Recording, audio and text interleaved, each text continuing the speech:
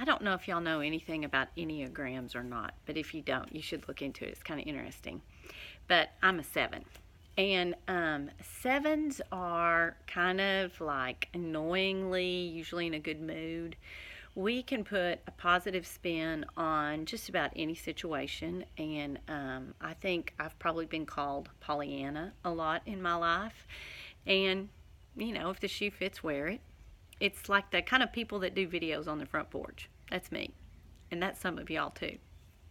And so, I don't know. I over the past weekend and the this week, I just have run into some bad, like heartbreaking things, and people that have cancer way too young, and diseases that are gonna just like chase them for the rest of their lives. Just some of it. It's just you can't put a good spin on it. It just stinks. And I was thinking about that last night. And sometimes we get in a pit of our own doing, a hard spot we're having a hard time getting out of.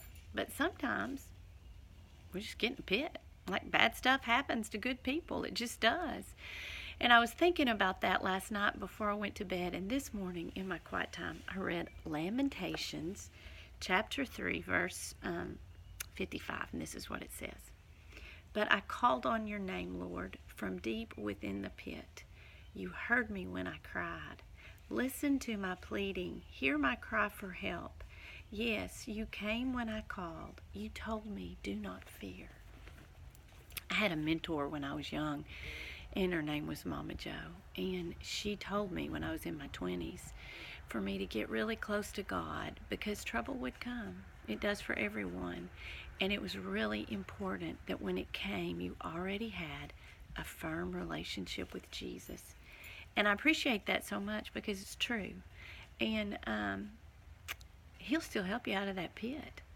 I'm visual. And when I read that, I saw myself. I've been in a pit many times.